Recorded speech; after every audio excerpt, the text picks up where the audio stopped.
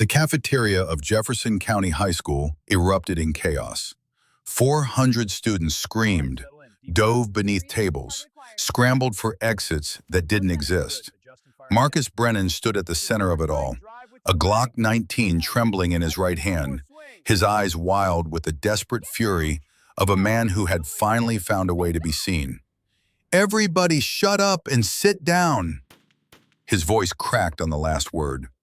The fluorescent lights hummed overhead, indifferent to the terror unfolding beneath them. A chair clattered to the tile floor. Someone was crying. Marcus raised the pistol toward the ceiling and fired. The gunshot was a physical thing, a pressure wave that slammed into eardrums and stole the air from lungs. For 3 perfect seconds, absolute silence reigned. Then came the sobbing, the hyperventilating, the whispered prayers.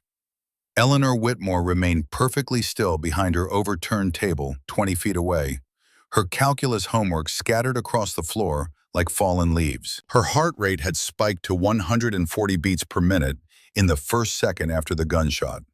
Now it was dropping. 130, 120. Her breathing slowed, deepened, became the controlled rhythm her father had drilled into her since she was 12 years old. Find the space between heartbeats, Elle. That's where you find the still point. That's where you find control. From her position, she could see Marcus in profile. His stance was all wrong. Feet too close together, weight forward on his toes, gun hand extended without proper support. The Glock wavered in his grip. His finger was on the trigger instead of indexed alongside the frame. Dangerous. Unstable. A man with a weapon he barely understood, driven past reason by pain she recognized but couldn't yet comprehend. "You people never saw me," Marcus screamed at the terrified faces staring up at him from beneath tables and behind overturned chairs. "I was invisible here. Teachers who gave up on me. Students who pretended I didn't exist." Elle's mind was already calculating. One main entrance, 40 feet behind Marcus. Kitchen exit, 30 feet to her right, partially concealed by the serving line. Windows along the far wall, too high for escape. Approximately 400 students present, down from the usual 600. Many had stayed home because of the snow that morning. Deputy Frost, the school resource officer, was somewhere in the building, but not here. Police response time from the station 3 miles away, 5 to 8 minutes under ideal conditions. 5 to 8 minutes was a lifetime. Marcus was pacing now, his movements jerky and unpredictable. The gun tracked with his agitation, pointing at nothing and everything. Elle watched him with the same focused intensity she brought to reading wind conditions at 800 yards. She was seeing patterns. The way he checked the main entrance every 7 to 9 seconds. The way his left hand kept rising to wipe sweat from his forehead. The tremor in his gun hand that suggested adrenaline overload, not training or familiarity with the weapon. "But you celebrate her," Marcus suddenly shouted, gesturing vaguely in Elle's direction, though he hadn't spotted her yet. "Eleanor Whitmore gets trophies and news coverage while I get nothing.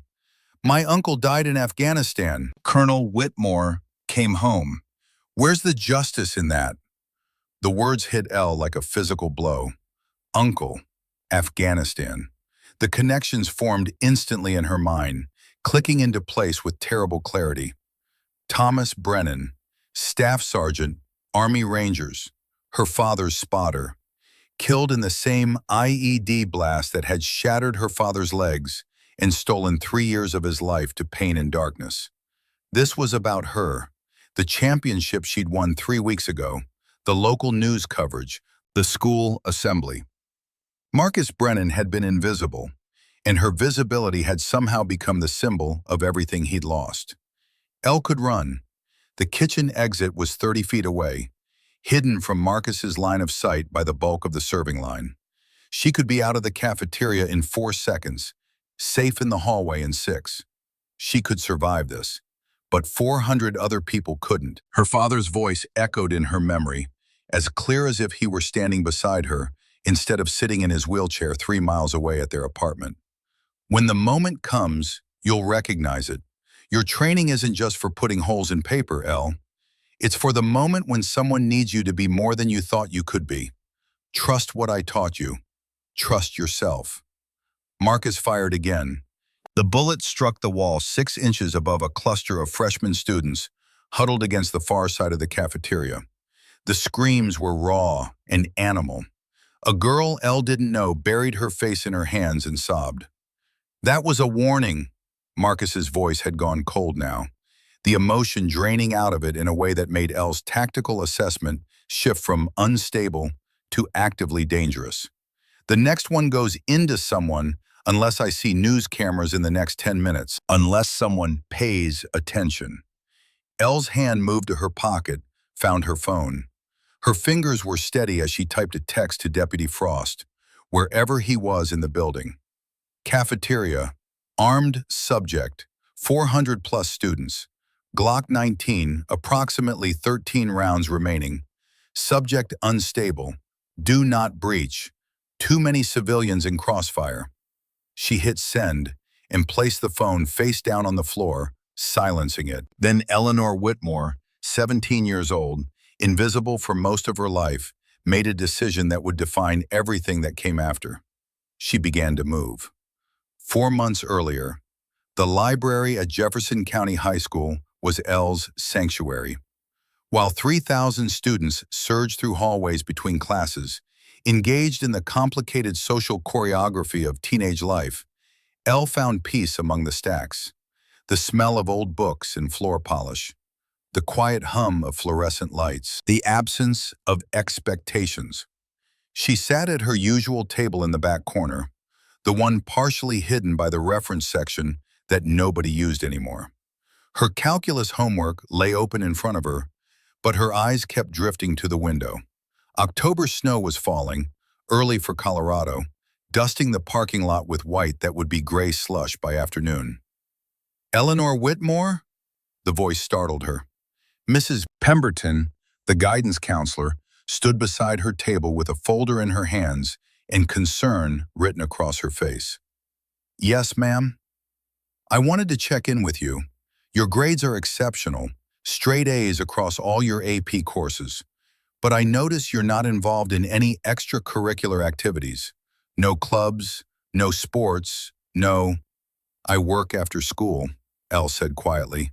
It wasn't entirely a lie. She did work, 15 hours a week shelving books at the public library 3 blocks from their apartment. What she didn't mention was the other hours, the ones she spent alone at the abandoned quarry 20 miles outside town, perfecting skills nobody knew she possessed. Mrs. Pemberton's expression softened with something that might have been pity. Elle hated that look. She'd seen it too many times in the past 3 years. From teachers who knew about her father's injury, from neighbors who whispered about her mother leaving, from classmates who occasionally remembered she existed long enough to feel sorry for her. College applications are coming up soon. Admissions committees look for well-rounded students. I could help you find activities that might... Thank you, Mrs. Pemberton. I'll think about it. The guidance counselor hesitated, then nodded and walked away. Elle returned to her calculus, but the numbers blurred. Well-rounded. As if being 17 and managing a household while your father fought demons in his sleep wasn't enough character development for any admissions committee. The bell rang. Elle gathered her books and slipped into the hallway, immediately becoming invisible again. Students flowed around her like water around a stone. She had perfected the art of taking up no space, of moving through crowds without being noticed.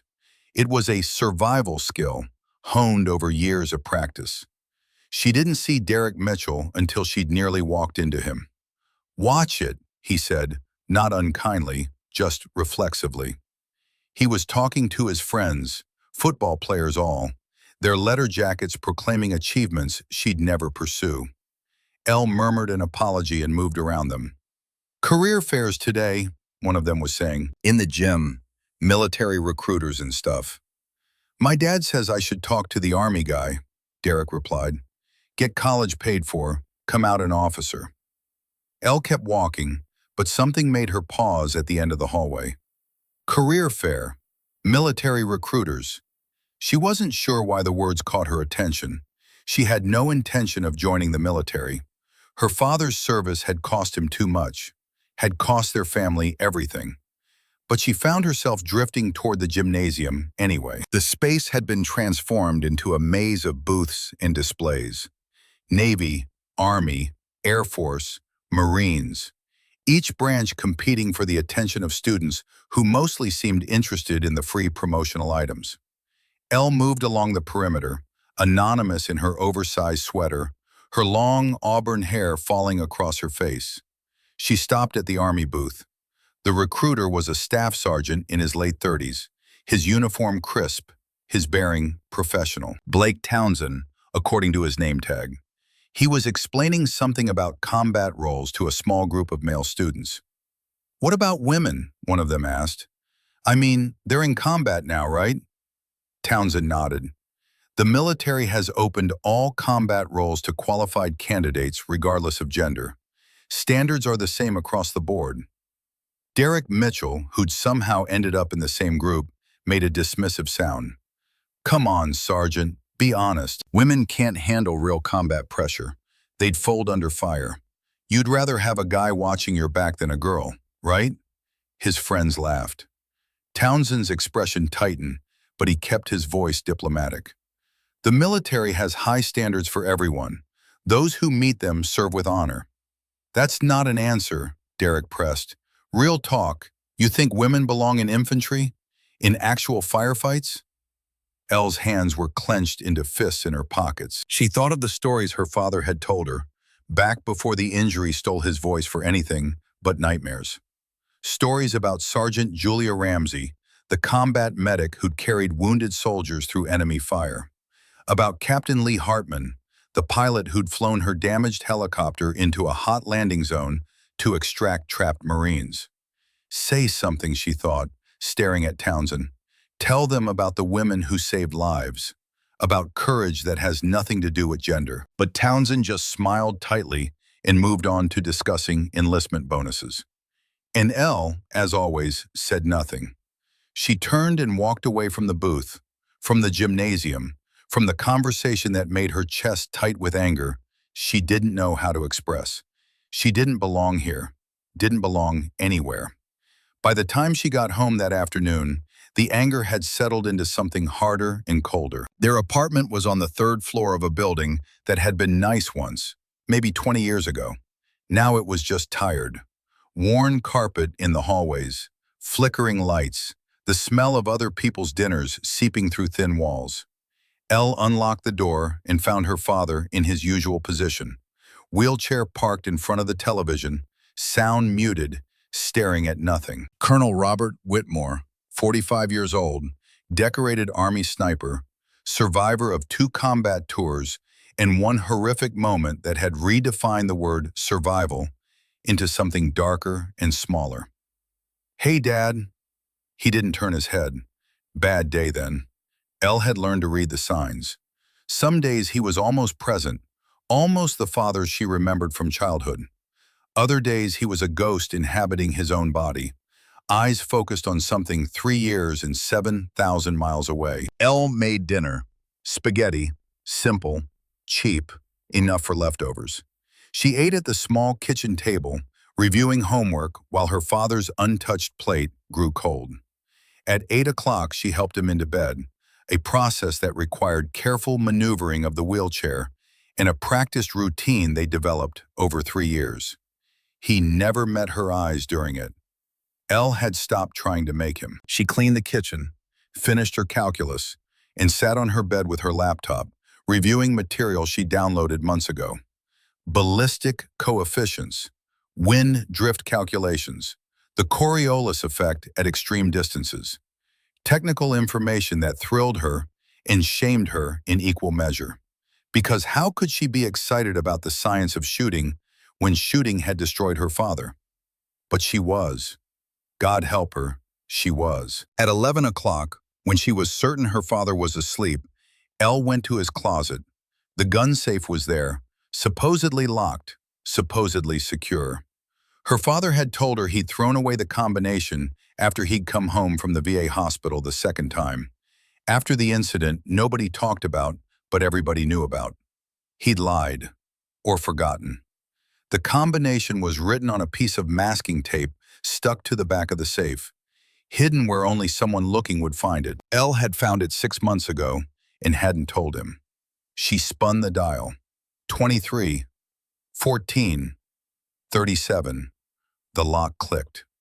Inside, wrapped in an old Marine Corps t-shirt, was her father's Remington 700, the rifle he'd used in combat, the rifle he'd taught her to shoot when she was 12 years old, before deployment, before everything went wrong. Elle lifted it out, feeling the familiar weight, the perfect balance. She checked the chamber, empty, always empty. She'd never taken ammunition from the safe. That would be a line crossed. But holding the rifle, sighting down the barrel at imaginary targets, practicing the breathing techniques her father had drilled into her, that was safe. That was just memory. Find the rhythm where your pulse steadies, Elle. The rifle doesn't kill. The shooter's discipline kills. Or saves. Depends on the day and the target and whether you've done the work to be worthy of the power in your hands. She practiced for 20 minutes, muscle memory taking over. Prone position on her bedroom floor, breathing cycles, trigger press so smooth the shot would surprise even her. All the fundamentals her father had taught her before Afghanistan had taken him away and given back this broken shadow. Then she cleaned the rifle, wrapped it carefully, returned it to the safe, and spun the lock. Nobody knew. Nobody would ever know. Elle lay in bed, staring at the ceiling, listening to her father's uneven breathing through the thin wall. Tomorrow would be the same as today. School where she was invisible. Home where she was the only thing holding together a family that had shattered 3 years ago. The slow, grinding march toward a future she couldn't quite imagine. Tomorrow would be exactly the same. Except it wouldn't be. Because tomorrow, Elle's carefully constructed invisible life would begin to crack. And the person she'd been hiding, even from herself, would start to emerge. The gun range was 40 minutes outside town, hidden at the end of a dirt road that turned to mud in spring and dust in summer. Elle had discovered it by accident during one of her long drives, the ones she took on weekends when the apartment felt too small and her father's silence too loud. It wasn't really a range anymore, just an abandoned quarry with a gravel berm and some rotting wooden target frames. No supervision, no fees, no rules. Perfect. Elle parked her ancient Honda Civic and pulled the rifle case from the trunk. It was Saturday morning, frost still clinging to the scrub grass, her breath visible in the cold air. She told her father she was studying at the library, another lie.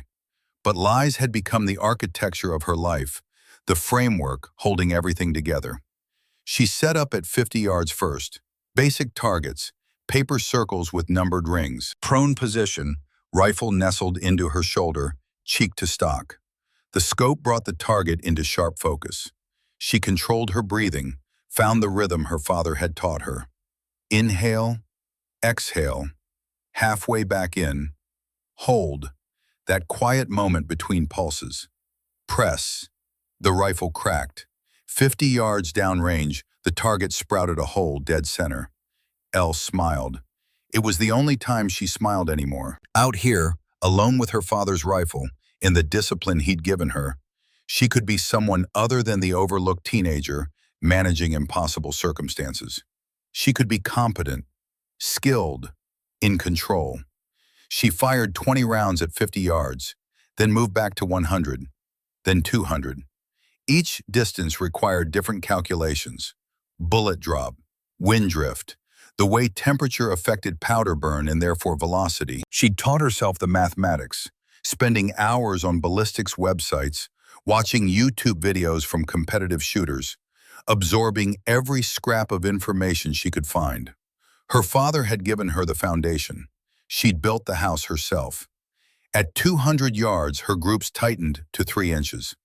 Better than last weekend, better than she'd ever shot before. Elle felt the familiar thrill, the one that made her feel guilty and alive in equal measure. That's some impressive shooting. Elle spun around, pulse hammering. An old man stood 20 feet behind her, hands in his jacket pockets, watching her with sharp eyes that missed nothing. "I'm sorry," Elle stammered. "I didn't know anyone else used this place. I'll leave." "Relax, kid. I'm not the land police." He walked closer, moving with the careful deliberation of someone whose body had absorbed too much damage over too many years. "Jack Thornton.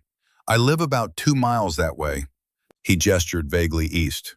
"Sometimes I come out here to make sure teenagers aren't throwing beer parties or setting fires." "I'm just practicing," Elle said. "I'm not. I have permission to be here." It was another lie. She had no permission. But Thornton just smiled. "Your rifle?" "My father's." "He know you're using it?" Elle hesitated. Thornton's eyes were kind but penetrating. She had the sense that lying to him would be pointless. "No, sir." "He teach you to shoot like that?" "Yes, sir. Before he deployed. Before—" She trailed off. Thornton nodded slowly. "Before he came home different. I know that story. Lived it myself, Korea, long time ago." He gestured at the targets. "May I?" Elle stood aside. Thornton walked down to the 200-yard target, examined it, walked back. 3-inch group at 200 yards, with what looks like factory ammunition and a rifle that's got to be 15 years old. He studied her face. "How old are you?" 17. "How long you been practicing out here?" 3 years. Since—" She couldn't finish the sentence. "Since your father came home and couldn't teach you anymore," Thornton said quietly. "So you taught yourself. Does he know? Does anyone know?" Elle shook her head. Thornton was quiet for a long moment, watching the wind stir the scrub grass. "I ran the competitive shooting program at Fort Carson for 20 years. Trained Olympic hopefuls. Saw a lot of talented shooters." He looked at her. "You've got something special, kid. Natural stability, patience. And that grouping suggests you understand the mathematics better than most adults who've been doing this for decades." "Thank you," Elle said softly. "What's your name?" "Eleanor. Eleanor Whitmore." "Whitmore." Thornton's expression shifted. "Colonel Robert Whitmore? Army sniper? You know him?" "Knew him. Different wars, same brotherhood. I heard what happened in Afghanistan." Thornton's voice was gentle. "I'm sorry." Elle didn't trust herself to speak. "Eleanor, there's a regional junior precision shooting championship next month. Prize money, college scholarship opportunities. You should compete." "I can't." "Why not?" "Because nobody knows I can shoot. Because my father doesn't know I've been using his rifle. Because stepping into visibility means risking everything I built to stay invisible and safe." "Because," Elle said finally, "I'm nobody." Thornton smiled. "Kid, I just watched you put 20 rounds into a 3-inch circle at 200 yards with a rifle and ammunition that most competitive shooters would reject as inadequate. You're not nobody. You're someone who's been hiding something extraordinary." He pulled a business card from his wallet and handed it to her. "Thornton's Sporting Goods, a local address and phone number. Competition's November 12th. Entry fee is $200. I'll cover it if money's an issue. But Elle," he paused, "your father taught you something precious, something most people never learn. Discipline, control, the ability to quiet everything else and focus on what matters.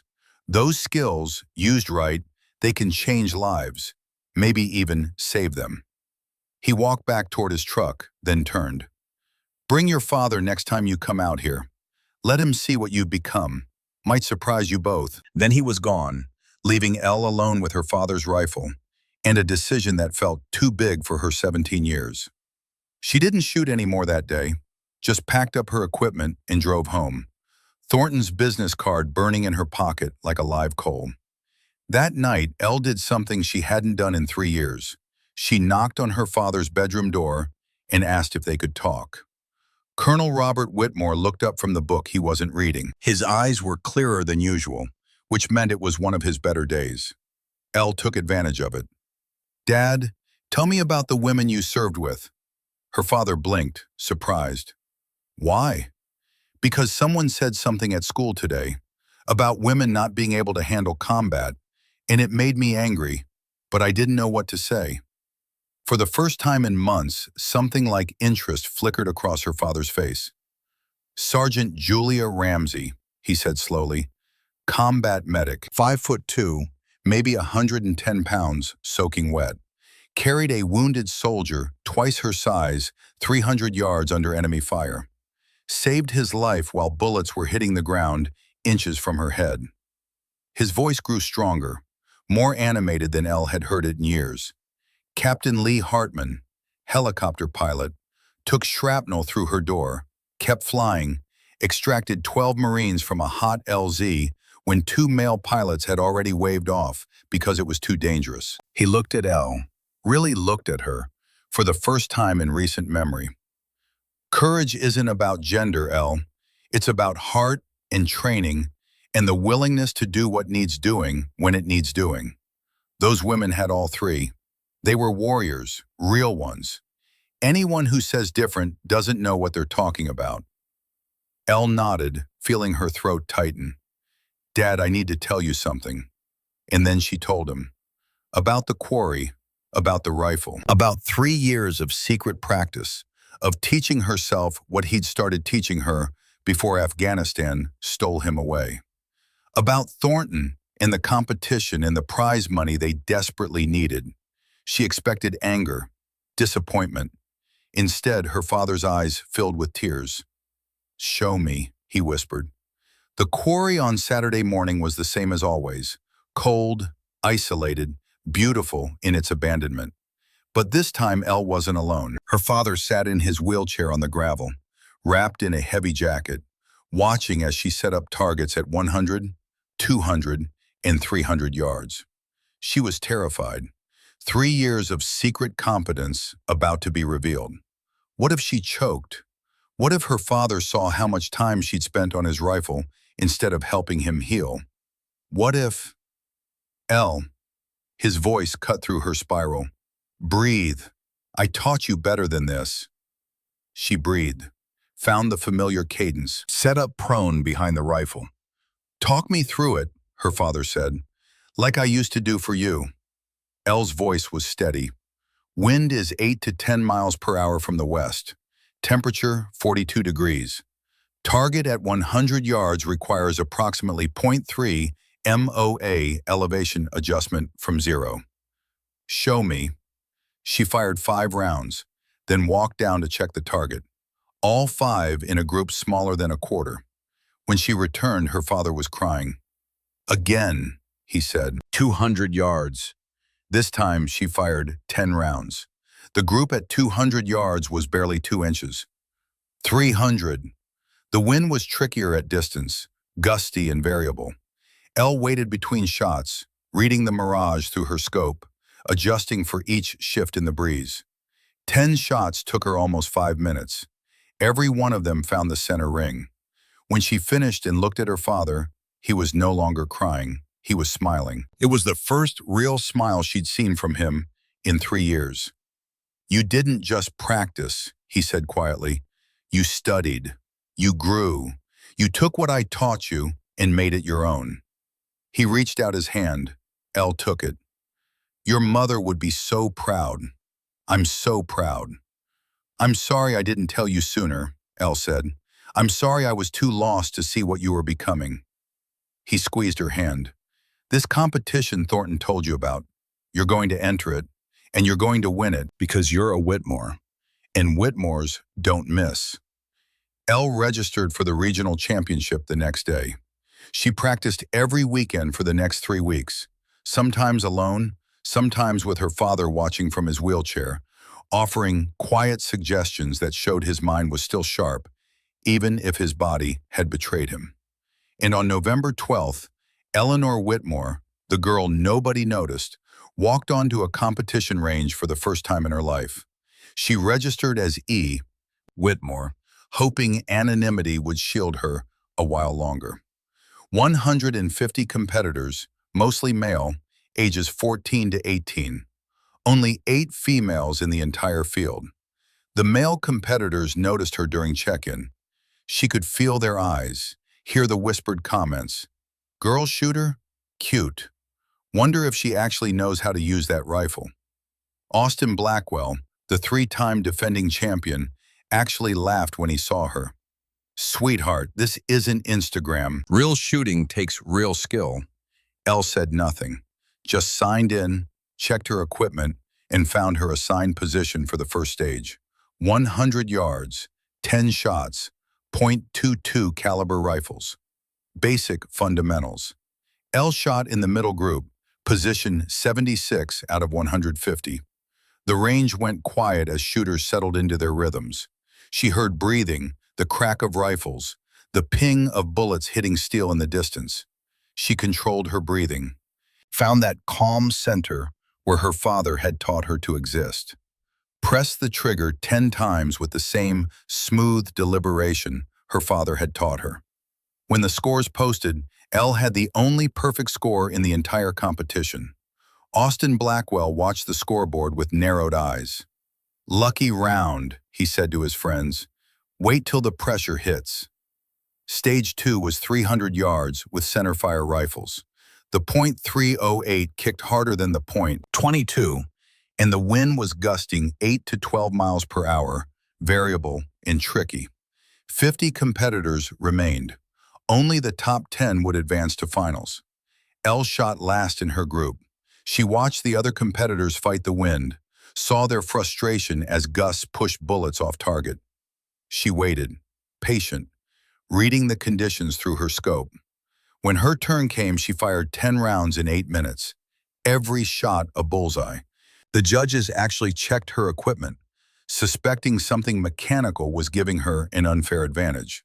They found a 15-year-old rifle with factory specifications and a scope that cost less than most competitors spent on ammunition. Miss Whitmore, the head judge said, "Who trained you?" "My father, sir, Colonel Robert Whitmore, U.S. Army." The judge, a retired Army officer himself, nodded slowly. "I know that name, one of the finest snipers I ever heard of." He looked at her with new respect. "He taught you well." "Yes, sir, he did." Elle advanced to the finals in first place. Austin Blackwell was third. The final stage was 500 yards with a stress component. Competitors had to run 400 meters, then shoot within 2 minutes while loud recordings of gunfire and explosions played over speakers. Combat simulation, pressure testing, 10 competitors, 1 champion. Austin approached Elle before the final. His smirk was gone, replaced by something more serious. "All right," he said, "you've got skills, I can see that. But can you handle pressure?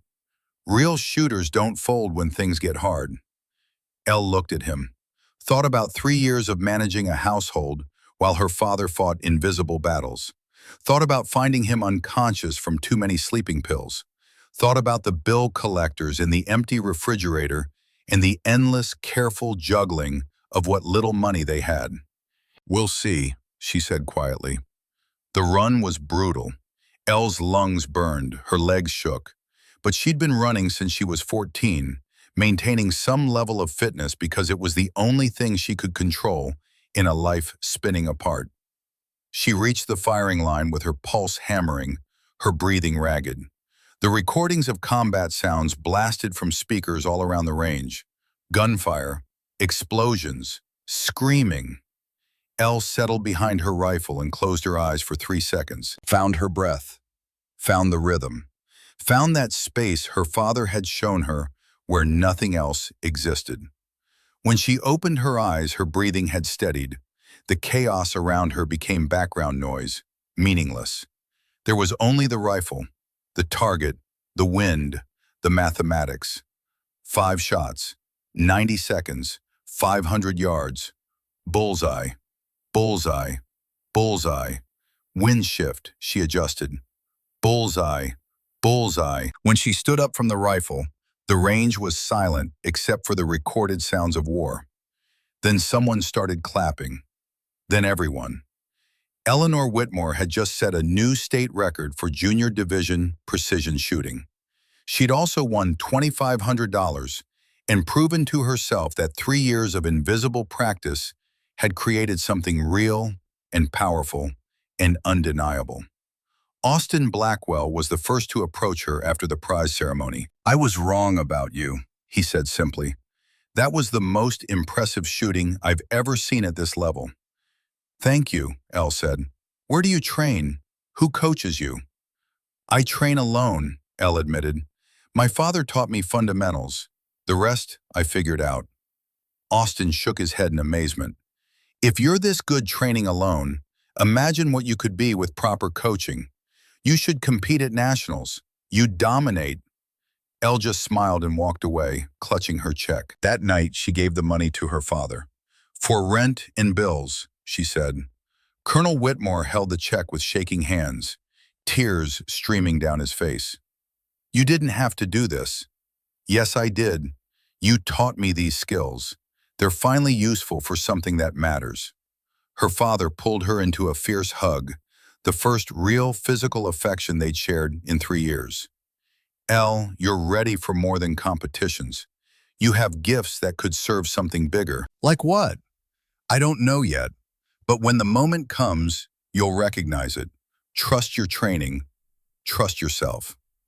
On Monday, Jefferson County High School's morning announcements included a congratulations to Eleanor Whitmore for winning the state shooting championship. The entire school learned simultaneously that the quiet student who sat alone at lunch could do something extraordinary. Elle walked through hallways that day, feeling exposed, vulnerable, seen for the first time in years. Students stared. Teachers congratulated her. Derek Mitchell looked at her with confusion, as if trying to reconcile the quiet girl from career day with someone who just shattered a state record. And in a small apartment across town, Marcus Brennan watched local news coverage of Elle's victory on his phone. His face was hollow, with something that might have been envy or rage or just bottomless grief. He posted to social media, "Jefferson High only cares about winners now. Where were they when I needed help? #invisible no more." Nobody noticed the post. Nobody connected it to anything important. Not yet. But in 4 months, when Marcus Brennan walked into the cafeteria with a gun and desperation and a plan to finally be seen, that post would make terrible sense. For now, though, Elle just went to her next class, still invisible in all the ways that mattered, still managing impossible circumstances, still carrying weight too heavy for 17 years, still becoming, without knowing it, exactly what she would need to be when the moment came. The moment her father had promised she'd recognize. The moment when all her hidden skills would be the only thing standing between 400 students and a tragedy nobody could stop. Except her. The week after the championship, Eleanor Whitmore discovered that visibility was its own kind of prison. Students she'd never spoken to suddenly knew her name. Teachers who'd barely registered her presence now smiled in hallways, offered congratulations that felt performative and hollow. The guidance counselor, Mrs. Pemberton, appeared at her lunch table uninvited with pamphlets about ROTC scholarships and shooting programs at universities Elle couldn't afford, even with financial aid. "You have options now," Mrs. Pemberton said, spreading glossy brochures across the table like tarot cards predicting futures. "West Point has an excellent marksmanship program. So does the Air Force Academy.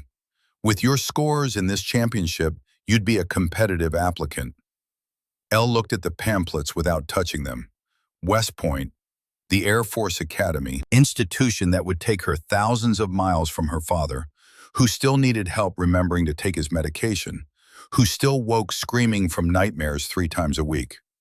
"Thank you," Elle said quietly. "I'll think about it." Mrs. Pemberton's smile was kind but uncomprehending. She gathered her pamphlets and left Elle alone with her turkey sandwich and the uncomfortable weight of being seen. Derek Mitchell appeared at her table 20 minutes later. He stood awkwardly, lunch tray in hand, as if seeking permission to exist in her space. "Hey," he said, That championship thing, that was pretty cool. Elle looked up at him, remembered his words at career day. Women can't handle real combat pressure. They'd fold under fire. Thank you, she said, her voice carefully neutral. Derek shifted his weight. I was thinking about what you did, the shooting, and I was wondering if maybe I was wrong about some things I said. At that military recruiter thing. Elle waited. Derek seemed to be struggling with something internal, some admission that didn't come naturally to 17-year-old boys who'd never been wrong about anything in their lives. Anyway, he said finally, you're pretty badass. Just wanted to say that. He walked away before Elle could respond. She watched him rejoin his friends at their table across the cafeteria, watched them laugh about something unrelated to her. The apology had cost him something. She could respect that, even if it didn't erase the casual dismissal that had come before. But Derek Mitchell wasn't the problem. The problem was Austin Blackwell's prediction, which arrived in her email inbox 3 days after the championship. National Junior Precision Shooting Championship, Fort Benning, Georgia, December 3rd through 5th. Prize purse, $25,000. Olympic Development Program consideration for top 3 finishers. Jack Thornton called her that evening. You got the invitation, he said without preamble. I can't afford to go to Georgia. I'll cover travel expenses, entry fee, everything. Mr. Thornton. Kid, I've been watching competitive shooting for 40 years. You're not just good, you're generational. If you don't compete at nationals, you're wasting something precious. He paused.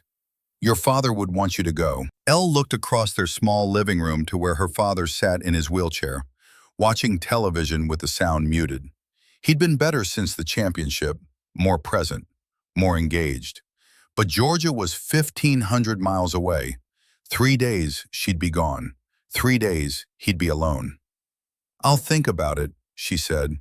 That night, she asked her father what he thought. Colonel Robert Whitmore looked at her with eyes that were almost clear, almost focused, almost the father she remembered from childhood. You're afraid to leave me, he said. Dad, I've been a burden on you for 3 years, Elle. Let me give you something back. Go to Georgia, compete, win, show them what a Whitmore can do. What if something happens while I'm gone? Her father smiled, sad and knowing. Mrs. Aldridge next door has been trying to bring me casseroles for 3 years. I'll finally accept one. I'll be fine for 3 days. You need to be more than my caretaker, Elle. You need to be who you were meant to be. Elle registered for nationals the next morning. The practice intensified after that. Every weekend at the quarry with Thornton coaching, her father watching, both of them pushing her toward excellence she'd only glimpsed at regionals. Thornton brought equipment she'd never seen. Rangefinders, ballistic calculators, wind meters that measured in tenths of a mile per hour. At nationals, everyone can shoot, Thornton explained. Winners are decided by mastery of conditions. Wind, temperature, humidity, barometric pressure.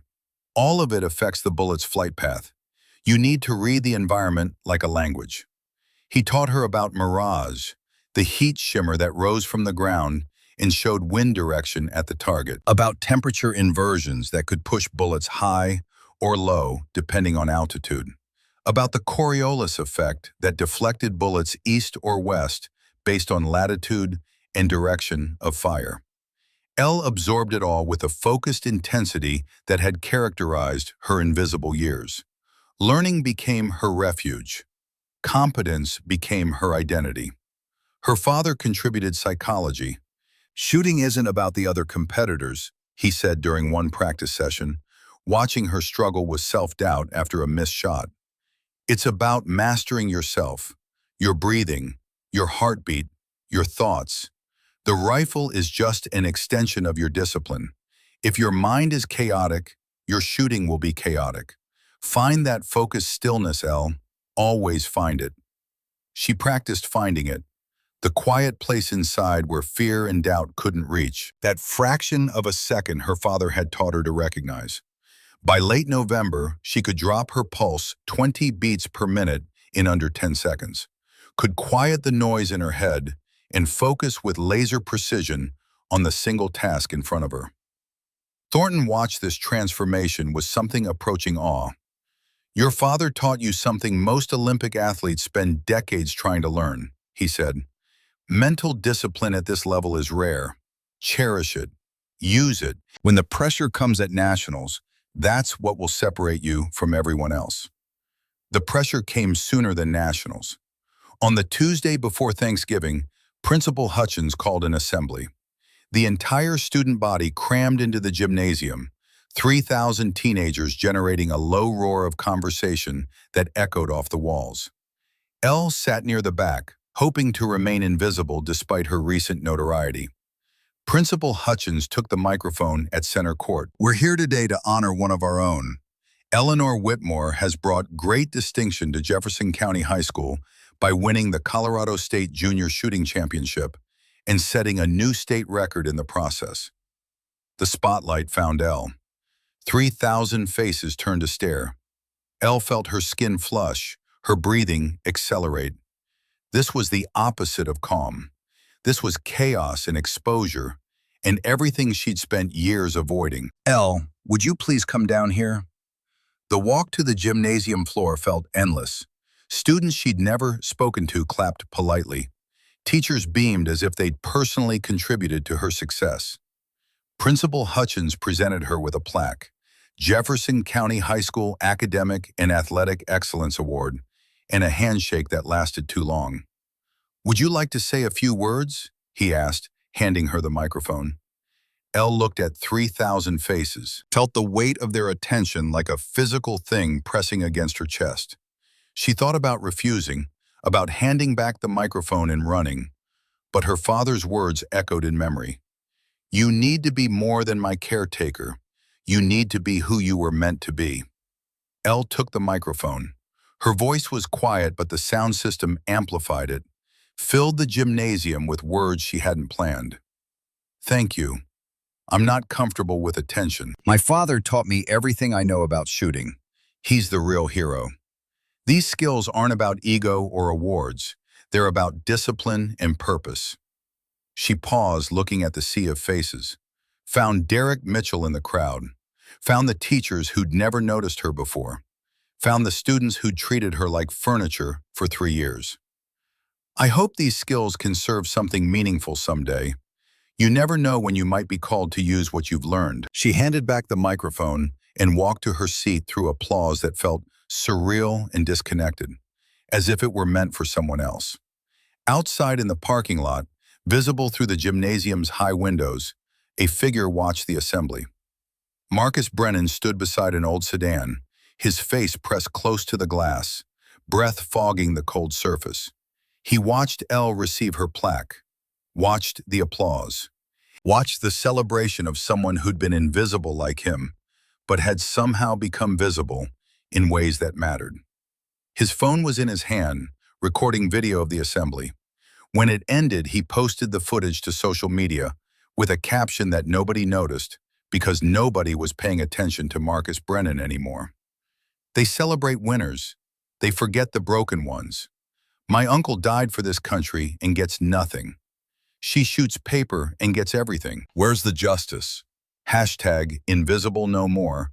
Hashtag Jefferson High. Hashtag soon they will remember me." The post got 3 likes, no comments, no attention.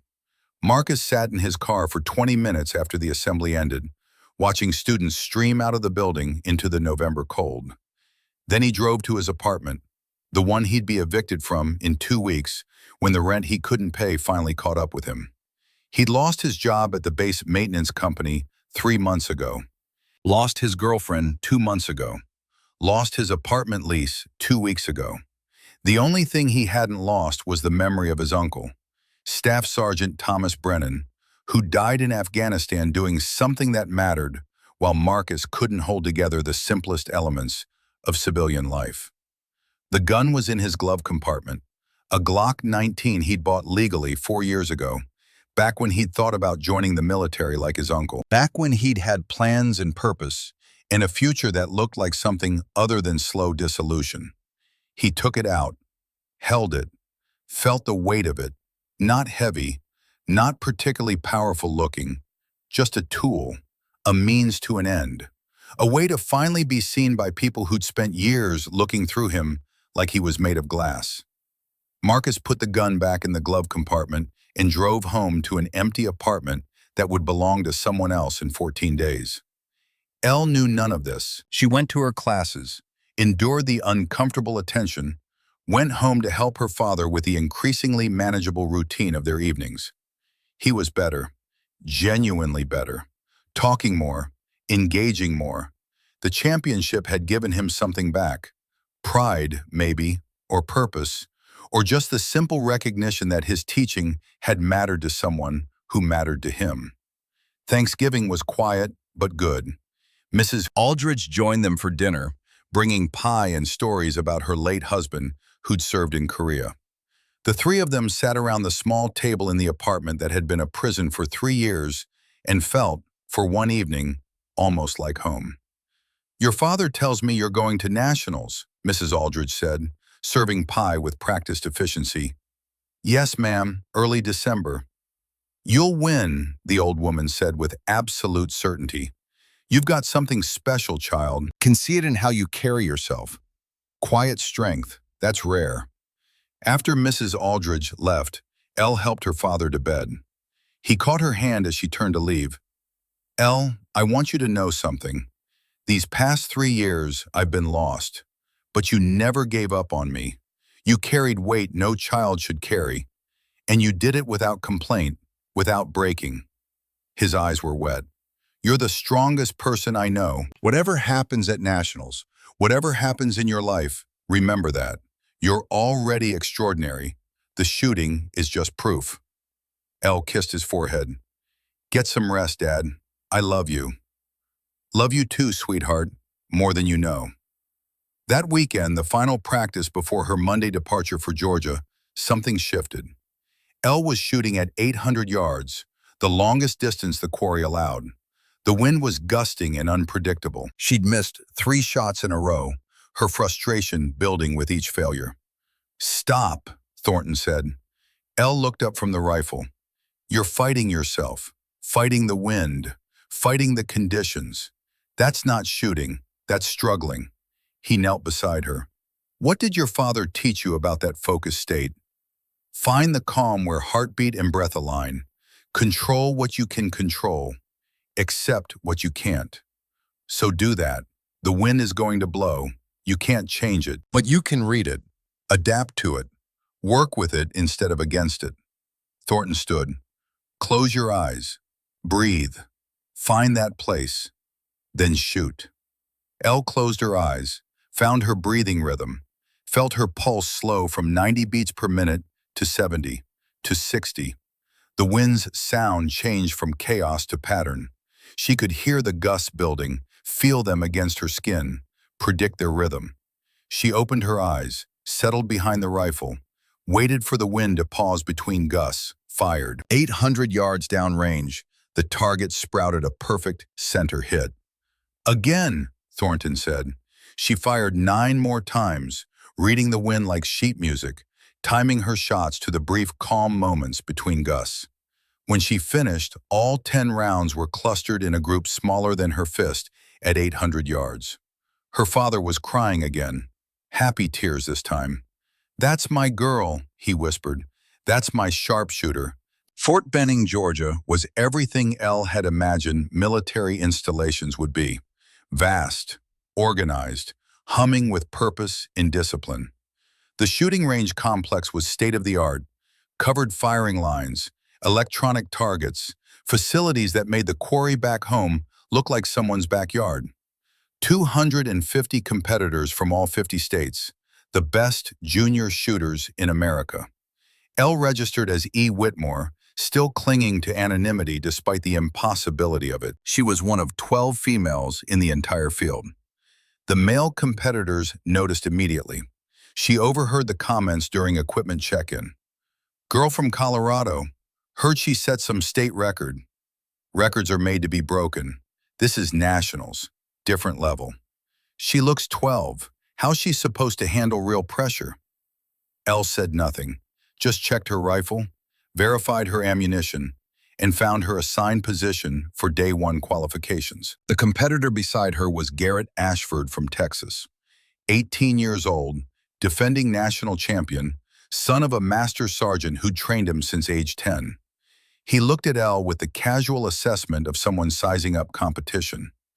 "You're the Colorado record holder," he said, not a question. "Yes." "Impressive for state level. Nationals is different though. Stiffer competition, more pressure." He smiled, not unkindly. "Welcome to the big leagues, sweetheart. Try not to fold." Elle almost responded, almost told him that she'd been handling pressure since she was 14 years old, managing a household and a disabled father while maintaining perfect grades and teaching herself advanced marksmanship. That his patronizing smile and casual dismissal were just noise, just another thing to filter out on the way to that focused state. But she said nothing, just turned to her rifle and began her pre-shooting routine. Day one was known distance, 600 yards, 10 shots, wind conditions moderate. Elle shot in the afternoon group, which meant she watched the morning competitors first. Garrett Ashford shot a perfect score. So did 7 others. When Elle's turn came, she settled into position and found the rhythm her father had taught her. The crowd faded. The other competitors faded. There was only the rifle, the target, the wind, the mathematics. She fired 10 rounds in 12 minutes, 9 bullseyes, 1 shot pushed right by a gust she'd misread. Score, 98 out of 100. Garrett Ashford's perfect 100 put him in first place. Elle was tied for 9th. That evening in her hotel room, Elle called her father. "I missed one," she said, hating the defeat in her voice. "So did everyone else except 8 people. Her father's voice was calm, grounding. "Elle, you're 9th in the nation right now. Out of 250 competitors, that's extraordinary. I should have read that wind gust better." "Probably, so learn from it. What did you miss? What will you do differently tomorrow?"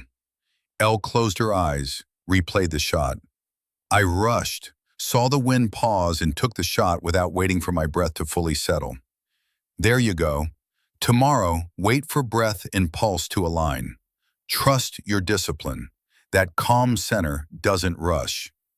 Elle slept poorly that night, woke at 5, reviewed ballistic tables while eating breakfast in the hotel restaurant. Arrived at the range an hour early to walk the course for day 2. Unknown distance day. Targets at varying ranges from 400 to 900 yards. Competitors had to range find, calculate, and engage 5 targets in 15 minutes. Most challenging stage of the competition. Garrett Ashford found her during the morning briefing. "Sleep okay?" he asked. "Fine." "Good. You'll need it." This stage separates pretenders from real shooters. He wasn't being cruel, Elle realized, just stating what he believed was fact. Unknown distance requires experience, instinct, not just technical knowledge. Elle looked at him. "What's your range estimation method?" "Mil-dot ranging. You?" "Same, plus environmental confirmation, mirage patterns, sound delay if there's a spotter rifle firing." Garrett's eyebrows rose slightly. "That's pretty advanced for—" He caught himself. "That's solid technique." Elle almost smiled. "For someone your age. For a girl. For someone who shouldn't know these things." The unspoken qualifiers hung between them. She shot in the middle group, watched the morning competitors struggle with range estimation, saw multiple shooters miss by 50 or 100 yards, their bullets falling short or sailing over targets they'd misjudged. When her turn came, Elle took her time. 15 minutes for 5 targets. That was 3 minutes per target, more than enough if she didn't panic. Target 1 appeared at an unknown distance. Elle looked through her scope, read the mirage patterns, estimated 700 yards. Checked the mil-dot reticle measurement, 680 yards. Close enough. She dialed her elevation, accounted for wind, fired, hit, center mass. Target 2 materialized further out, 820 yards by her calculation. She adjusted and fired. Another hit. The third target was deceptive. Lighting made it appear closer than reality. Elle's instinct said 700. Her reticle measurement contradicted. 840. She trusted the math. Fired. The bullet found its mark. 4 and 5 came in rapid succession. Her confidence built with each correct range call. Both hits. When the scores posted, Elle had a perfect round. 5 of 5 targets engaged correctly. She'd moved from 9th place to 3rd. Garrett Ashford was 2nd, having missed 1 target due to a range estimation error. He found her after the scores posted. His smirk was gone. "How did you range that 3rd target correctly?" he asked. "I called it at 700. Shot went right over it." "Lighting was deceptive," Elle said. "Made it look closer. I trusted the mil-dot measurement over visual estimation." Garrett nodded slowly. "That's advanced thinking. Where'd you learn that?" "Practice. Lots of practice." That night, her father's voice on the phone was jubilant. "3rd in the nation, Elle. Do you understand what that means?" "There's still day 3. Finals. Top 10 only. And you're 3rd going into it. Trust your training. Find that focused state. You've got this." But Elle wasn't sure she did. Day 3 was the combat simulation course. The stage everyone talked about. The stage where technical skill met psychological pressure, and only the strongest survived. She lay in bed that night reviewing what she knew about the course. Physical exertion followed by precision shooting. Simulated incoming fire. Multiple targets at varying distances. Hostage scenario requiring discrimination between threats and innocence. 30-second time limit. It was designed to break people, to find their limits and push past them. Elle had been living at her limits for 3 years. She wondered if that would be enough.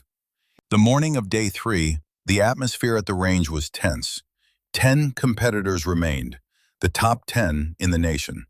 Elle was the only female, the youngest by 6 months, the quietest by far.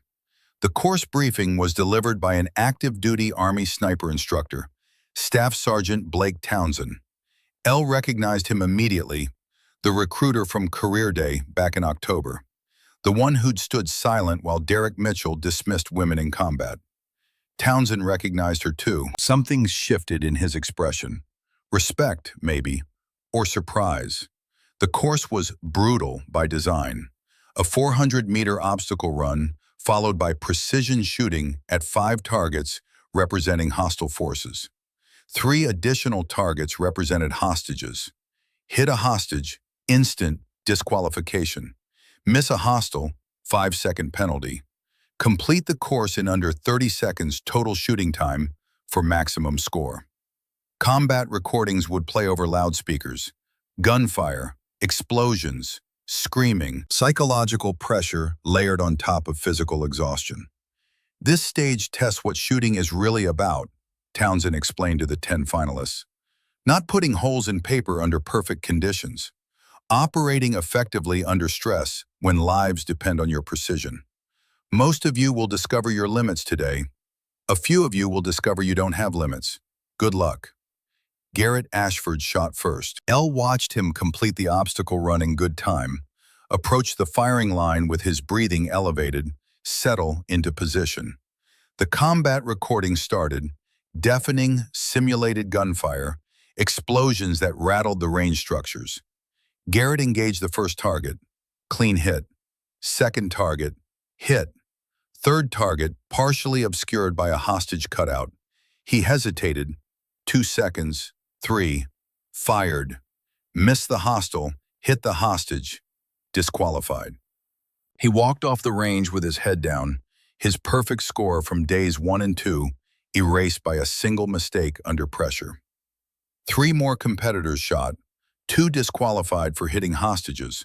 1 completed the course but took 48 seconds, well over the time limit. Elle was 6th to shoot. She stood at the start line of the obstacle course, feeling her pulse already accelerating. The walls looked higher than they had during the briefing.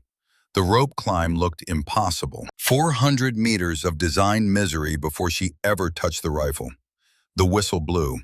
Elle ran, hit the first wall, vaulted it with technique Thornton had taught her, crawled under the cargo net, climbed the rope with burning arms, jumped the water pit, sprinted the final 100 meters to the firing line. Her pulse was hammering, 160 beats per minute. Her breathing was ragged. Her legs shook. This was the opposite of that calm center. This was chaos and exhaustion and every excuse to fail. Elle closed her eyes for 3 seconds, found her breath, found the rhythm, found that space her father had taught her to recognize where nothing else existed. When she opened her eyes, her pulse had dropped to 90. The shaking stopped. The combat recordings started, gunfire and explosions that would have terrified her 3 years ago. Now they were just noise. She settled behind the rifle. Target 1, 600 yards, hostile with hostage nearby. Elle found the hostile in her scope, waited for that moment between pulses, pressed the trigger. 2.3 seconds, center mass hit, target 2, 400 yards, hostile partially obscured. Elle adjusted, found the visible portion, fired, 2.1 seconds, hit, target 3, 800 yards, furthest target, hostile with no obstructions. Elle ranged it, dialed elevation, read the wind, fired, 3.7 seconds, hit, target 4, 500 yards, hostile directly behind hostage cutout with only head visible. The hardest shot, the one designed to force hesitation or error. Elle found the hostile's head in her scope, 6-inch target at 500 yards. She thought about her father teaching her to shoot when she was 12, thought about 3 years of secret practice, thought about every impossible thing she'd already overcome. Fired. 2.8 seconds. Headshot. Clean. Target 5. 350 yards. Moving target on a mechanical slider. Elle tracked its movement, calculated lead distance. Fired. 2.2 seconds. Center mass. Total shooting time, 13.1 seconds. 0 hostages hit. 5 hostiles eliminated. New course record. The range erupted in applause. Elle stood up from the rifle, her legs shaking now that it was over, adrenaline flooding back. She'd done it. Proven herself against the best junior shooters in the country, shown that technical skill combined with mental discipline could overcome anything. Staff Sergeant Townsend approached her as she cleared the firing line. "Miss Whitmore, I owe you an apology." Elle looked at him, confused. "Career day. At your school. I should have defended women in combat more strongly when that student questioned their capability. After watching you today, after seeing you outshoot every competitor, including ones who've been training for this their entire lives," he extended his hand, "you'd outperform half my unit, and I mean that." Elle shook his hand. "Thank you, Sergeant. If you're interested in military service when you turn 18, I'd be honored to discuss opportunities. Army Marksmanship Unit, Olympic Development. You have a future in this if you want it." The final standings put Elle in first place overall. National champion, $25,000 prize purse, Olympic Development Program invitation. At 17 years old, she'd become the youngest female shooter to ever win the National Junior Championship. Garrett Ashford found her during the awards ceremony. "I was wrong about you," he said simply. "That was the most impressive shooting I've ever seen at any level.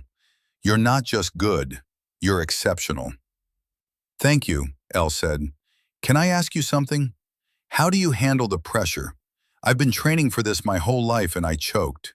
"You looked calm the entire time." Elle thought about her answer. About 3 years of managing impossible pressure while staying invisible. About finding that focused state in chaos. About her father's teaching and her own hard-won discipline. "I practice finding calm in chaos," she said finally, "every day, in small ways.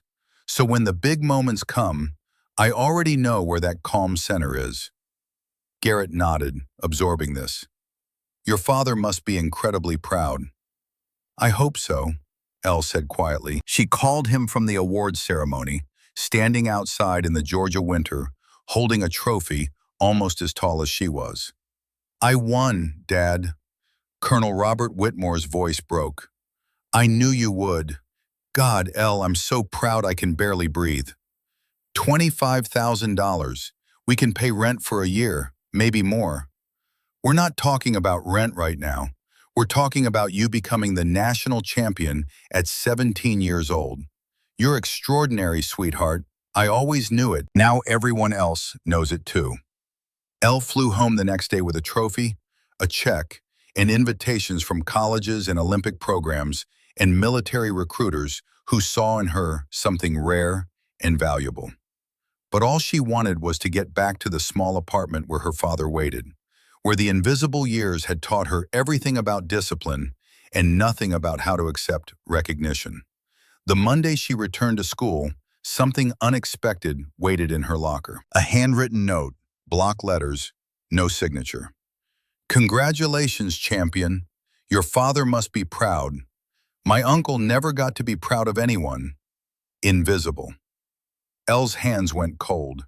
She looked around the hallway, students passing, laughing, oblivious. Someone had been in her locker. Someone who knew about her father. Someone who knew about Afghanistan. She took the note to Deputy Frost. Could be nothing, Frost said, but his expression suggested otherwise. Probably just someone jealous. We'll keep an eye out. Elle folded the note and put it in her backpack. The word invisible stayed with her through her classes, through lunch, through the afternoon. Someone was watching. Someone was angry. She just didn't know who yet. 3 days later, Principal Hutchins called another assembly. This time, Elle wasn't surprised. She walked to the gymnasium floor while 3,000 students applauded, accepted another plaque, shook hands with local politicians who'd suddenly discovered her existence. When Principal Hutchins offered her the microphone, Elle spoke briefly and quietly. Thank you for this honor. My father taught me that skills are only valuable when they serve something bigger than yourself. I hope mine can do that someday. I hope when the moment comes, I'll be ready. She handed back the microphone and returned to her seat, unaware that Marcus Brennan was watching from the parking lot again. Recording again. Posting again. This time his message was darker. Second assembly for the Golden Girl. My uncle died and gets nothing. She shoots and gets everything. This world is broken. Someone needs to fix it. Soon they'll all remember me. Soon they'll see. Hashtag Jefferson High. Hashtag Invisible No More. Hashtag December 6th. The post got 5 likes, 2 comments. No one reported it. No one connected it to threat assessment. December 6th was just a date. Could mean anything. Probably meant nothing. But it meant something to Marcus Brennan. It meant the day he'd finally be visible. The day after Elle's triumphant return. The day he'd make them understand what it felt like to be forgotten while others were celebrated. Elle knew none of this. She returned to her routine, school, homework, helping her father, practicing at the quarry on weekends. The money from nationals bought them breathing room. Her father was continuing to improve. For the first time in 3 years, their life felt almost stable. She ate lunch alone still, by choice now rather than necessity, reviewed homework at her corner table, watched the cafeteria's daily rhythms, the social hierarchies, the loud groups, the quiet loners who reminded her of who she used to be. One of them was Jake Morrison, a sophomore who transferred to Jefferson High in October. He sat alone like Elle did, reading books during lunch, avoiding eye contact. Elle recognized the body language, the careful invisibility, the armor of solitude. On the Friday after Thanksgiving break, the first week of December, Elle noticed Jake watching the cafeteria's side entrance with unusual intensity. Is that guy supposed to be here? Jake said loudly enough for nearby tables to hear. Elle looked up, saw the man entering through the side door. Long, dark coat despite the mild weather. Agitated movements. Right hand inside the coat, gripping something invisible. Recognition hit her like ice water. Marcus Brennan, former student. Staff Sergeant Thomas Brennan's nephew. The man who'd been watching her assemblies. The man who'd been posting increasingly dark messages online. The man who'd left that note in her locker. Their eyes met across the cafeteria. Marcus saw her, recognized her, and in his expression, Elle saw exactly what he was here to do. This was the moment her father had promised she'd recognize. The moment when all her hidden skills would become necessary. The moment when being invisible was no longer an option. Marcus's hand emerged from his coat holding a Glock 19 pistol. The moment had arrived. And Eleanor Whitmore, 17 years old, national champion, the girl nobody had noticed, had exactly seconds to decide who she was going to be. The Glock 19 looked smaller in Marcus Brennan's trembling hand than it should have. Elle's training cataloged details with crystalline clarity even as chaos erupted around her. 9mm, 15-round magazine standard capacity, compact frame, effective range approximately 50 meters for an untrained shooter, which Marcus clearly was based on his grip, thumb wrapped over fingers instead of high on the backstrap, entire stance broadcasting unfamiliarity with the weapon he was holding. Everybody shut up and sit down. 400 students screamed. Chairs scraped across tile. Bodies hit the floor.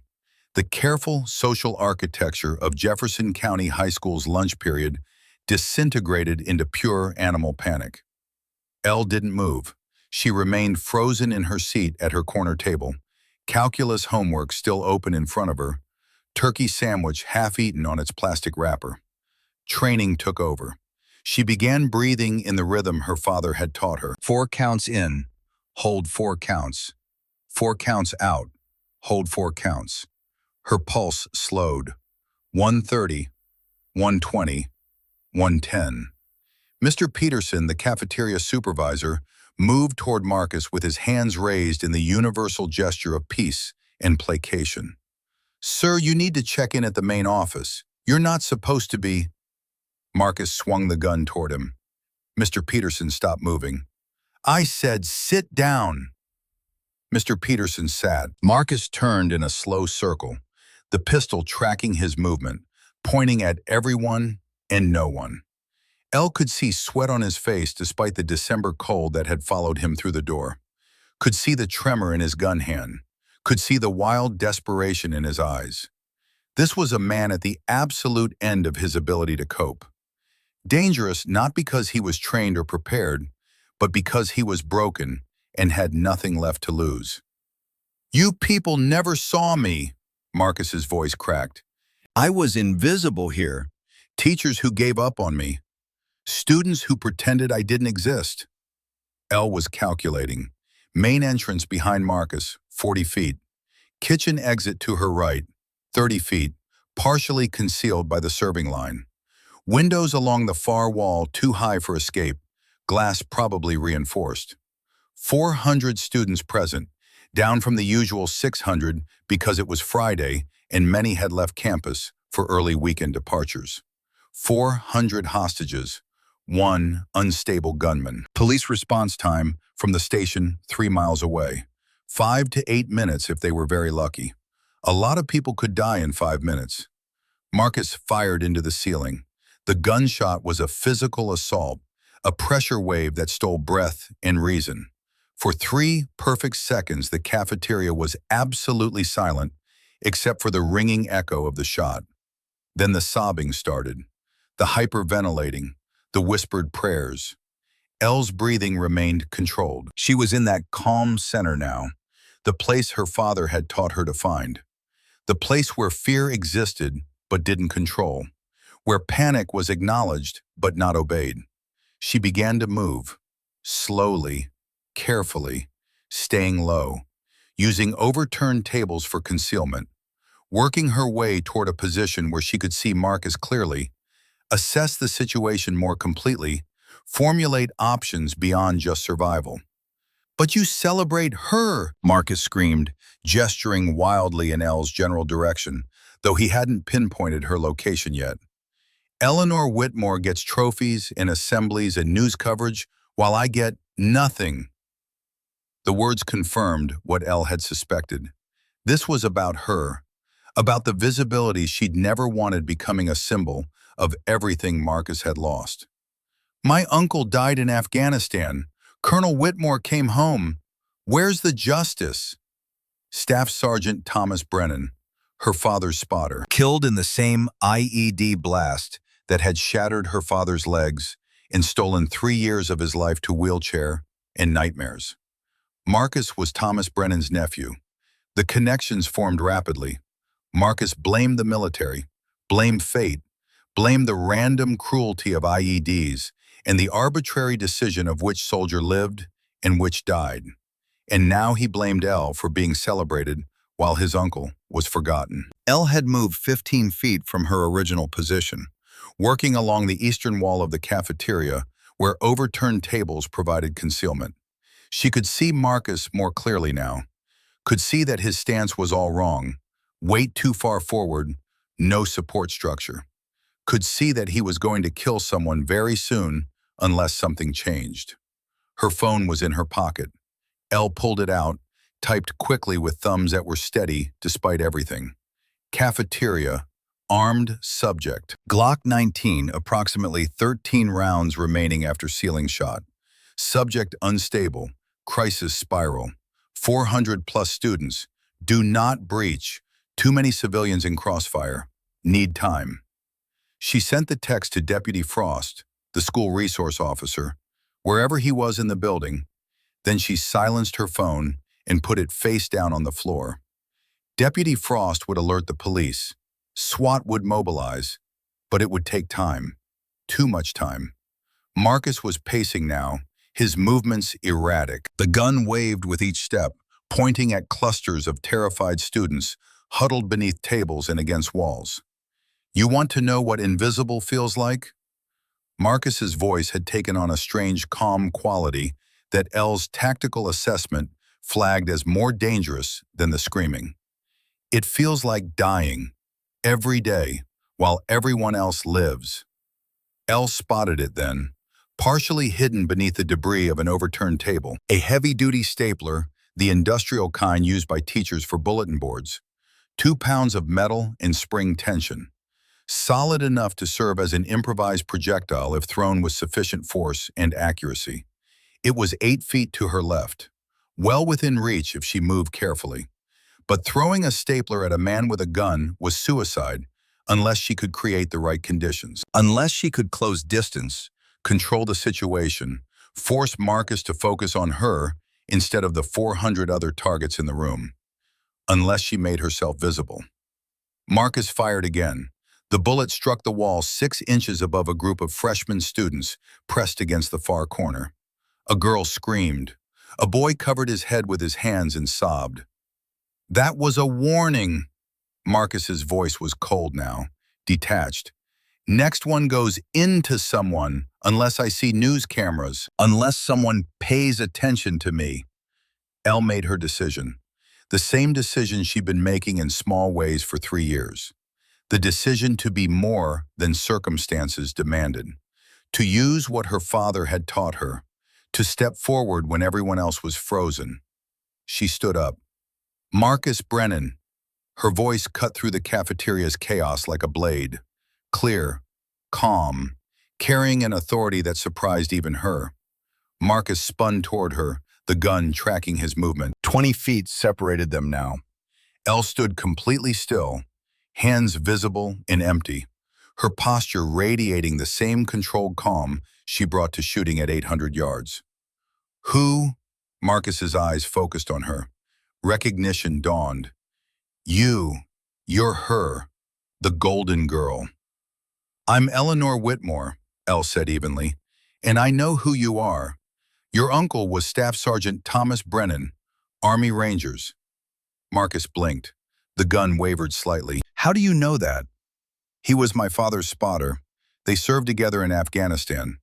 The same IED that killed your uncle shattered my father's legs. Put him in a wheelchair. Gave him PTSD so bad he tried to kill himself. Twice. The cafeteria was absolutely silent now. 400 students listening to the quiet student they'd barely noticed reveal a trauma none of them had known about. Marcus's face contorted with confusion and anger. Your father came home, mine didn't. Your father has you. Who do I have? Elle took a step closer. 19 feet now. You have a choice right now, Marcus. Your uncle was a hero. Don't make his memory about this moment. Make it about something better. It's too late, Marcus's voice cracked. I've already fired shots. They'll put me away forever. Sirens in the distance, growing louder. Police response was coming, but it wouldn't arrive in time. Elle could see the desperation building in Marcus's expression, could see him approaching the point where talking ended and action began. 18 feet. The stapler was 6 feet to her left now. If she could get Marcus to turn away from it, if she could position herself correctly, if she could time it perfectly. Marcus, Elle said, her voice carrying the same calm authority her father used when teaching marksmanship fundamentals. You're right. You shouldn't be invisible. You shouldn't be forgotten. But there are other ways to be remembered. Then what? Marcus screamed. How am I supposed to make people see me? The sirens were very close now. Marcus's head turned toward the windows, toward the sound of approaching help. His grip on the gun tightened. Elle saw the shift in his expression, saw the moment when he decided that talking was over, that if he was going to make people remember him, it had to happen now, before the police arrived and ended this with tear gas and SWAT teams and Marcus bleeding out on cafeteria tile. He turned back toward the students, raised the gun toward a cluster of freshmen who couldn't run and couldn't hide and couldn't do anything except wait to see if today was the day they died. Elle had perhaps 2 seconds before Marcus fired, 2 seconds to do something impossible or watch people die. Her father's voice echoed in memory, not the broken voice of the past 3 years, but the strong voice from before deployment, the voice that had taught her to shoot and to think and to be more than circumstances demanded. When the moment comes, you'll recognize it. Your skills aren't just for paper targets, Elle. They're for the moment when someone needs you to be extraordinary. Elle's hand dropped to the stapler. Her body moved with the fluid precision of 3 years' practice. She grabbed the metal weight, pivoted, calculated distance and trajectory in the fraction of a second her training had prepared her for. Any sharpshooters present? The question hung in the air like something physical. The entire cafeteria froze. Marcus turned back toward her, confusion replacing intent to kill. 400 students stared at the quiet girl who just asked the strangest question imaginable at the worst possible moment. Elle raised her hand slowly. Because I am. Marcus stared at her. What are you talking about? I'm a national champion precision shooter, Elle said calmly. Trained by my father, Colonel Robert Whitmore. Trained since I was 12 years old. I understand weapons, Marcus, and I understand you. She took another step forward, 16 feet now. The stapler was heavy in her right hand, concealed partially by her body position. That's a Glock 19, Elle continued, her voice carrying technical authority that made Marcus hesitate. 9mm, 15-round magazine. You fired twice, 13 rounds left. Marcus's eyes widened. How do you? Your stance is unbalanced. Weight too far forward. No support hand structure. You're not a shooter, Marcus. You're a scared person with a gun. She was demonstrating competence, making Marcus doubt his own capability, creating psychological pressure that shifted the power dynamic.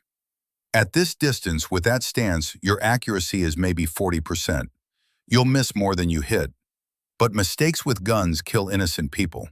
You don't want that. Part of him was too far gone, too committed to the desperate plan that had brought him here. The sirens stopped outside. Car doors slammed. Police were establishing a perimeter, but they wouldn't breach, not with 400 hostages and an armed subject in an enclosed space. They'd try negotiation first, try to buy time. Elle didn't have time. She could see Marcus making his decision, could see him turning back toward the students, could see the moment when words stopped working. She threw the stapler.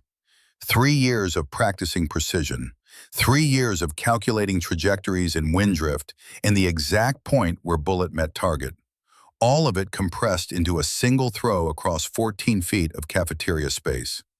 The stapler struck Marcus's right wrist with 2 pounds of metal, traveling at significant velocity. The impact was perfect, exactly where Elle had aimed. The gun discharged. Marcus's finger had been on the trigger, but the bullet went into the ceiling. Third shot wasted on nothing. The Glock fell from Marcus's nerveless fingers, clattered across the tile floor. Elle was already moving, covered the 14 feet in less than 2 seconds, kicked the gun away before Marcus could recover. It skittered across the smooth cafeteria floor, came to rest 30 feet away against the base of a lunch table. Marcus lunged at her, desperate and clumsy. Elle executed the defensive technique Jack Thornton had taught her during training. Grabbed Marcus's extended arm, used his momentum against him, swept his legs. 200 pounds of desperate man hit the floor hard with Elle's knee on his back and his arm controlled in a joint lock that Thornton had made her practice until muscle memory took over. "I just wanted them to see me," Marcus sobbed into the tile. "I just wanted to matter." "They see you now," Elle said quietly, maintaining control of his arm. "Let's make sure they see someone who chose to stop. Someone who decided his uncle's memory deserved better than this." The cafeteria doors burst open. SWAT officers in tactical gear flooded in, weapons drawn, voices commanding. "Hands! Show me hands!" Elle immediately released Marcus and raised her hands high, stepped back, complied with every shouted instruction. Officers swarmed Marcus, secured him, recovered the weapon.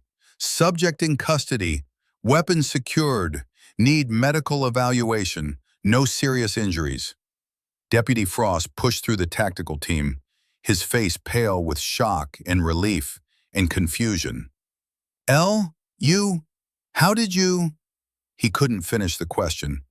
"Is everyone okay?" Elle asked. "Did anyone get hurt?" Frost looked around the cafeteria. 400 students emerging from hiding, shaking and crying and hugging each other. 3 shots fired, all into ceiling or walls. No injuries. He stared at Elle. "Because of you." The next hours blurred together. Paramedics checking her vitals while she insisted she was fine. Police interviews that felt endless, asking her to recount every detail of the confrontation. Principal Hutchins appearing with tears in his eyes, unable to form coherent sentences. News cameras outside capturing footage of students being reunited with parents in the parking lot. Elle sat in the principal's office, wrapped in a blanket someone had given her, hands shaking now that the adrenaline was fading, while Deputy Frost coordinated with detectives and federal agents who'd arrived to process the scene. Through the window, she could see Marcus being loaded into an ambulance, hands restrained, an officer riding with him. He looked small and broken. Not dangerous, just lost. "Miss Whitmore," Elle looked up. Staff Sergeant Blake Townsend stood in the doorway in his Army recruiter uniform. He must have heard about the incident on the news, driven straight here from wherever he'd been. "Sergeant Townsend." He sat down across from her. "I watched the security footage. The police showed me." His voice was quiet. "I've been training soldiers for 15 years, teaching combat techniques in stress inoculation and decision-making under pressure. And I just watched a 17-year-old girl execute a tactical response that would challenge most of my graduates." Elle didn't know what to say to that. "That wasn't luck," Townsend continued. "That was training, discipline, the ability to find calm in chaos and act with precision when most people would freeze. Your father taught you something extraordinary." "He taught me to be ready," Elle said quietly, "to use what I know when it matters. You saved 400 lives today. Do you understand that?" Marcus Brennan was in crisis. He was going to start killing people, and you stopped him without anyone dying, not even him. Townsend leaned forward. "The Army needs people like you, Miss Whitmore. The world needs people like you." Elle's phone rang. She turned the ringer back on after being cleared by police. The caller ID showed her father. "Excuse me, Sergeant," she answered. "Dad." Colonel Robert Whitmore's voice was thick with tears. "I'm watching the news. They're saying you stopped an active shooter, that you saved the whole cafeteria. Elle, please tell me you're okay." "I'm okay, Dad. Not hurt, just tired. I'm so proud I can't breathe. His voice broke. "You used what I taught you. You saved them. You trained me for this. You and Thornton. All those hours at the quarry, all the discipline and control. It mattered today. Come home, sweetheart. Let me see you. Make sure you're really okay." "I will, as soon as they let me leave. I love you, Dad." "Love you too, Elle. More than anything." The school kept her another 2 hours for additional interviews and medical clearance. By the time Deputy Frost finally drove her home, her car was still in the school parking lot, but nobody would let her drive herself. The sun was setting, and the December cold was settling over Denver like a blanket. Mrs. Aldridge met them at the apartment building entrance, her elderly face creased with worry and relief. "Your father's been beside himself. Half the building's been checking on him. Go see him." Elle climbed the 3 flights of stairs instead of waiting for the elevator, opened the door to their small apartment, found her father in the living room, not in his wheelchair but standing with his cane, tears streaming down his face. They met in the middle of the room, held each other while both of them cried. "You could have died," her father whispered. "You could have run, but you stayed. You protected them. You taught me that skills are only valuable when they serve something bigger than yourself," Elle said. Today they did. They stood like that for a long time, father and daughter, broken veteran and the child he'd taught to be strong. Eventually they moved to the couch, sat together while her father asked questions, and Elle answered as best she could, reliving the confrontation in a way that made it feel both more and less real. "What happens to Marcus?" her father asked finally. "Psychiatric facility, evaluation. Charges will probably be filed, but he'll get treatment first."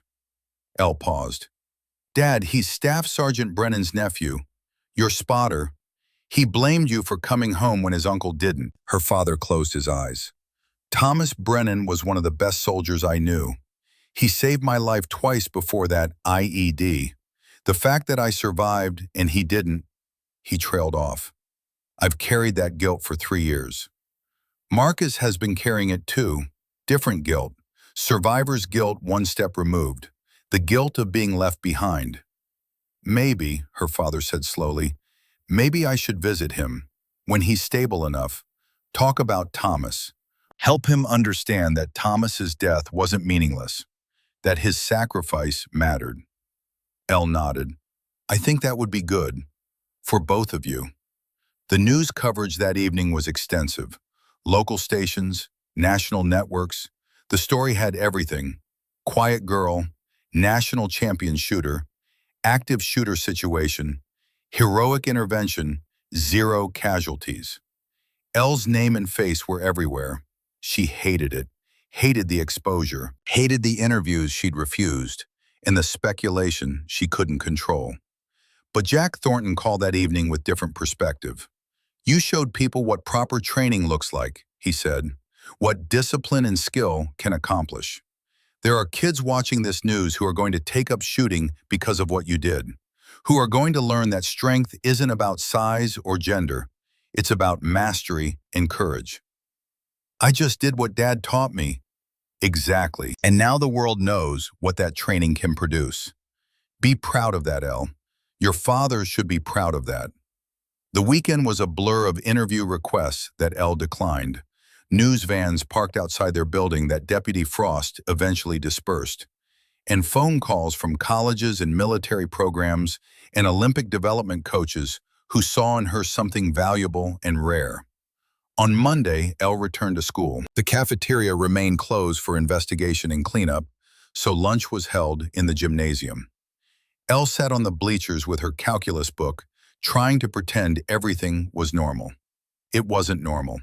Students approached her throughout the day, some to say thank you, some just to be near her, as if proximity to heroism might transfer some quality they wanted for themselves. Derek Mitchell found her between classes. "I was wrong about you," he said without preamble. "At career day, about women in combat, about everything. You're the bravest person I've ever met." "I'm not brave," Elle said quietly. "I was just prepared." Sarah Brennan, no relation to Marcus, she'd explained tearfully, stopped Elle in the hallway to thank her for saving her life. Jake Morrison, the quiet sophomore who'd first noticed Marcus entering the cafeteria, asked if Elle would teach him to shoot. Principal Hutchins announced another assembly for Friday. Elle endured it all with the same quiet discipline she brought to everything else. But inside, she was counting days until graduation, until she could leave Jefferson County High School and its newfound obsession with her visibility, until she could return to being just Elle, not the girl who stopped the shooter. The assembly on Friday was different from the previous ones. No plaque, no politicians, just Principal Hutchins at the microphone, speaking quietly. "This week we experienced something no school should experience. We face the possibility of tragedy, of losing students and teachers and staff to violence." He paused. "We didn't lose anyone. Not one person was seriously injured. Because one student had the training, the discipline, and the courage to act when action was needed." The gymnasium was absolutely silent. "Eleanor Whitmore, would you please come down here?" Elle walked to the floor, stood beside Principal Hutchins, while 3,000 students watched. "The governor's office has asked me to present you with the Civilian Medal of Valor, the highest honor Colorado can bestow on a non-law enforcement citizen." He held up a medal in a presentation case. "For extraordinary heroism and exceptional courage in the face of mortal danger." The medal was heavy in Elle's hands. She looked at it, at the engraving, at the ribbon in Colorado state colors. "Would you like to say something?" Principal Hutchins asked. Elle took the microphone, looked at 3,000 faces, took a breath. "I'm not comfortable being called a hero. Heroes are people like my father, who served in combat, like Staff Sergeant Thomas Brennan, who died protecting his unit, like every veteran who carried the weight of service so the rest of us could be safe." Her voice was quiet, but the microphone carried it to every corner of the gymnasium. "What happened last week wasn't about me being special. It was about training meeting necessity. My father taught me skills when I was 12. Jack Thornton helped me refine them. And when the moment came, those skills mattered." She paused, gathering her thoughts. "For 17 years, I was invisible. I was the quiet girl nobody noticed. Then I won a shooting championship, and suddenly people saw me. But visibility isn't the goal. Service is the goal. Using what you know to help others. That's what my father taught me. That's what I hope I demonstrated." Elle looked directly at the section where she knew Marcus's friends and former classmates sat. "To anyone who feels invisible, you're not. You matter. Your struggles matter. Don't let pain turn into violence. Ask for help. Accept help. There are people who care, even when it doesn't feel that way." She handed back the microphone and returned to her seat through applause that felt different this time, more thoughtful, more real. That evening, Elle and her father visited the psychiatric facility where Marcus was being held.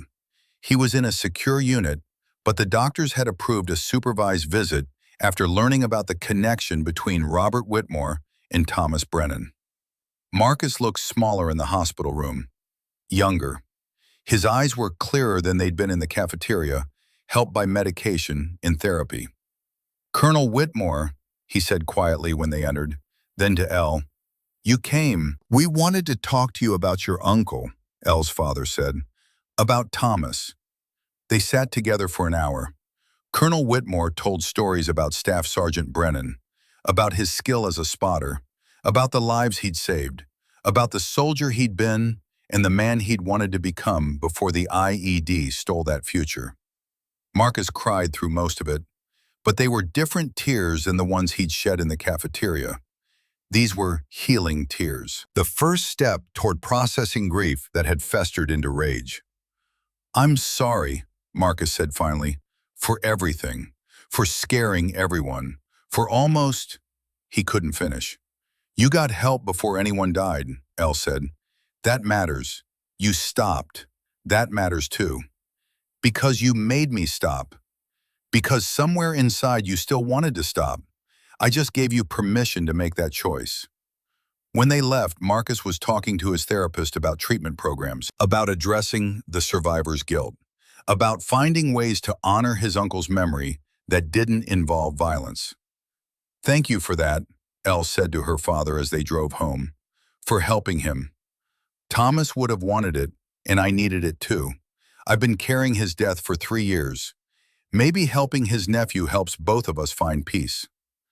The months that followed settled into new patterns. Elle finished her senior year with the same quiet excellence she'd always demonstrated.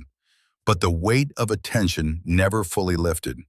Students who'd ignored her for 3 years now treated her with a reverence that made her uncomfortable. Teachers spoke to her differently. The cafeteria, when it reopened in January with new security protocols, felt haunted by what had almost happened. Elle still sat at her corner table, but now others kept their distance, not from fear, from something closer to awe. She missed being invisible. Derek Mitchell remained true to his apology. In February, he organized a school fundraiser for veteran mental health services in honor of Staff Sergeant Thomas Brennan. He asked Elle to speak at the event. She declined, but she donated half her Nationals prize money anonymously. Derek somehow knew it was her. "Thank you," he said quietly in the hallway afterward, "for everything, for saving us, for this, for showing me I was wrong." "You weren't wrong," Elle said. "You just didn't know. Now you do. That's what matters." Jake Morrison did ask Elle to teach him to shoot. They spent 3 Saturday mornings at the quarry that spring before he moved to Oregon with his family. On his last day, he hit a target at 200 yards after only 6 weeks of practice. "You're a good teacher," he said as they packed up. "My father was a good teacher," Elle corrected. "I'm just passing it forward." Sarah Brennan became the first person at school Elle would call a friend.